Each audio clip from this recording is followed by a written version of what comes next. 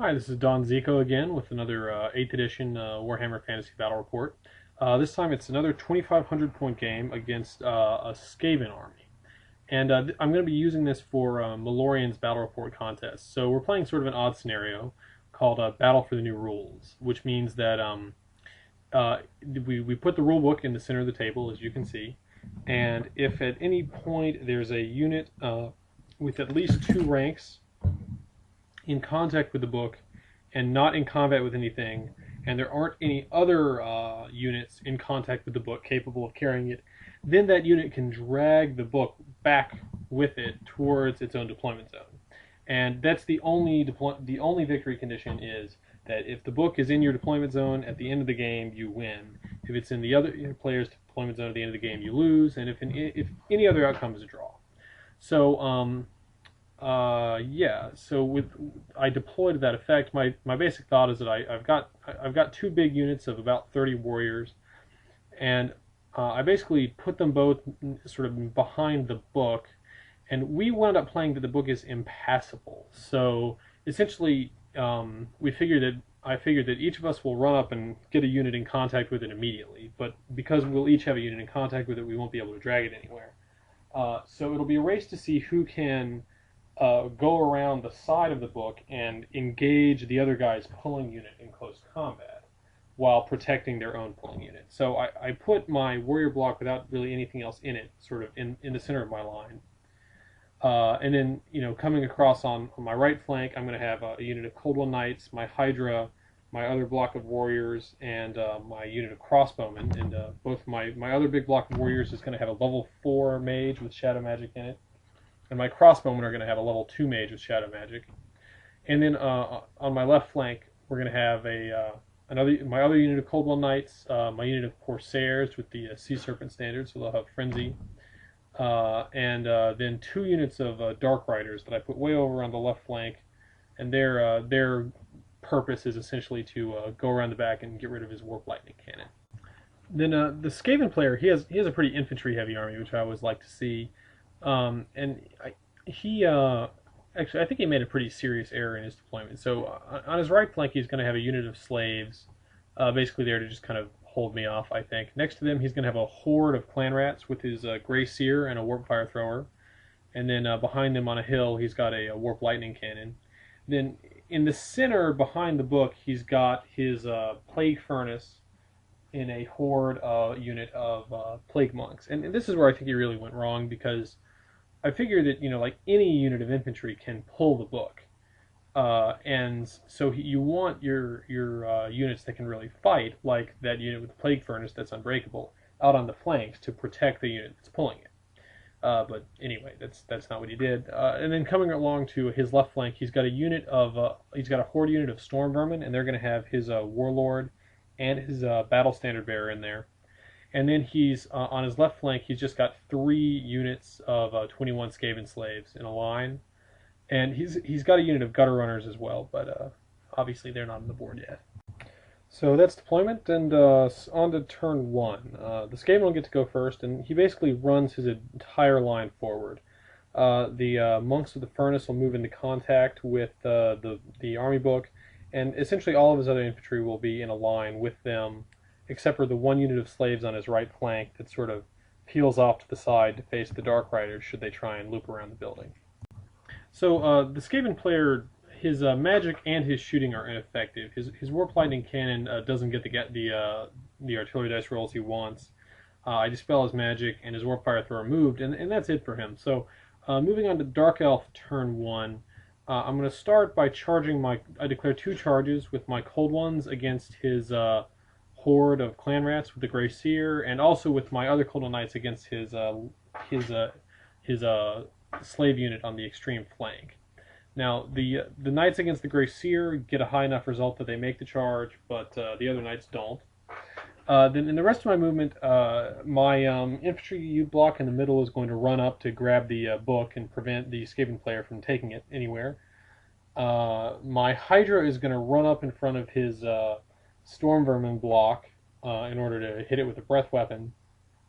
And my Dark Riders are going to swing around the flank and my Corsairs are going to try and kind of move up to prepare to get a flank charge against those clan rats if possible.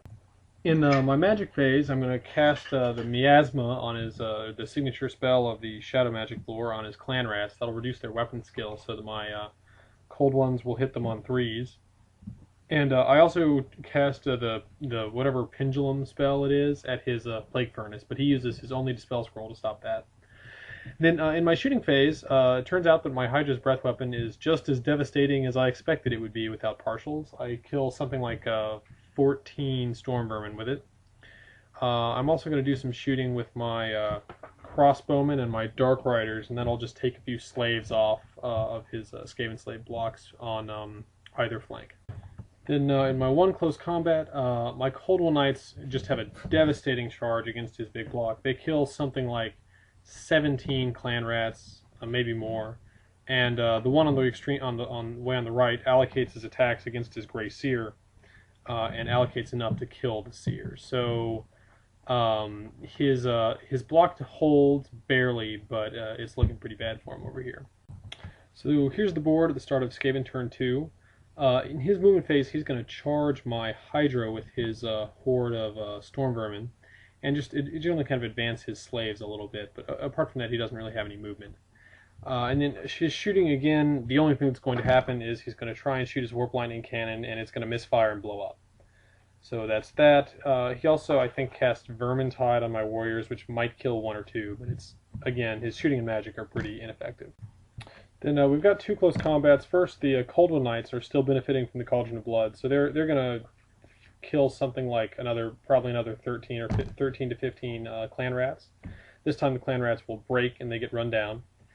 And I don't have a picture of it, but he reveals in his close combat phase against my Hydra, he reveals his assassin in that unit, which uses a potion of strength. And between the assassin and the storm vermin attacks, he does 2 wounds to the Hydra. Then the Hydra attacks back and does a bunch of wounds to the unit. I think the Hydra wins combat, I think the Hydra loses combat, maybe it wins, I don't know, but both units stay in place. So that brings us to Dark Elf turn 2, and the pictures get a little spotty here, so let me try and describe what's going on. I declare a charge with my Cold Ones way on my right flank against his unit of slaves, and they're going to get powered up by the Cauldron of Blood, and I'm also going to declare a charge against his unit of slaves on the left flank with my unit of Dark Riders. Then the other Dark Riders are going to move around to take shots at his Warp Fire Thrower, which is yet to fire. And my Cold One Knights and my Corsairs are going to move up to try and threaten his Plague Monk unit. And my Cold One Knights are going to do a swift reform and move sort of behind it so that hopefully they'll be able to charge it in the rear arc if it doesn't move. So in my shooting and magic, I'm going to get several spells cast successfully, particularly because he doesn't have a level 4 mage to dispel anymore. I'm going to cast the powered up version of the signature spell on his storm vermin, so they're going to lose initiative and weapon skill. And I'm also going to cast Enfeeble on them, which will reduce their strength by 2. So hopefully that'll set my Hydra up to win that combat. I'm going to cast the Pendulum on his Plague Furnace, but he turns out he's got a Ward Save and Magic Resistance 2. So the net effect is that he had a Ward Save of, I think, 5+ on the machine itself, which is what got hit, and he passed his save, so that didn't do anything. And then I cast the Withering, or whatever the spell is called, on his on his unengaged unit of Skaven slaves next to my knights, so that I'll be able to shoot them with my crossbows. And then in my shooting phase, I fire at them with my unit of crossbows. I use the Guiding Eye for the rerolls, and because I just want to get rid of this unit so it can't threaten the flank of my Coldwell Knights, and I do. I'm actually going to wipe out the entire 20-strong block with that volley of crossbow fire. Then my Dark Rider unit is also going to shoot at his Warp Fire Thrower and kill it. So in my close combat phase, my Coldwell Knights are going to hit his Skaven slaves like a ton of bricks. They'll kill all but 2, who then flee. And then my Hydra is fighting, again, the Stormvermin got 2 different debuffs cast against them, so they're not going to do any damage to the Hydra, and then the Hydra is going to kill several more Stormvermin. So he's down to only basically 1.5 full ranks, probably around 16 or 17 of them left in the unit, but he holds.